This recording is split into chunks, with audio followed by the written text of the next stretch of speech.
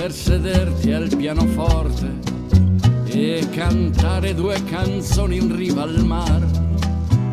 Un airone che punta verso il mare, prima di volare racconterà di sé.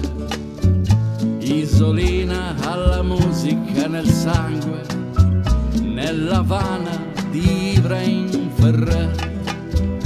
La sua voce d'oro dal sapor cubano, da Porto Rico a Panama, da Lima a Bogotà. Come un genio respirava versi e note, dava voce ai film muti, fantasia e sonorità. Non è vero che Cuba è assai lontana, basta la malinconia e qualcosa da suonare. Dos gardenias sparati a cantare dentro il bar, sorseggiando un mojito sotto gli occhi di Hemingway. Dos gardenias sparami perché il tempo abbia pietà, ma chissà se canta ancora la Carrillo e Nestobar.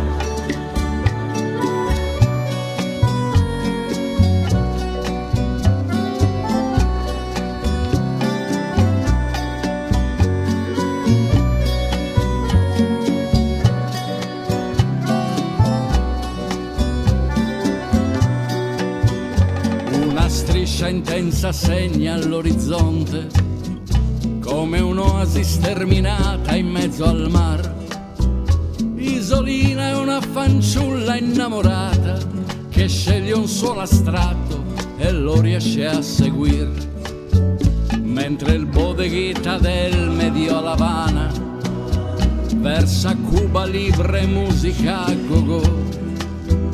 Isolina colora il bianco e nero coi toni presi al cielo, suonati per amor. Come un genio respirava versi e note, dava voce ai film muti, fantasia e sonorità. Non è vero che Cuba è assai lontana, basta la malinconia e qualcosa da suonare. Dos gardenias sparati a cantare dentro il bar, sorseggiando un mojito sotto gli occhi di Hemingway.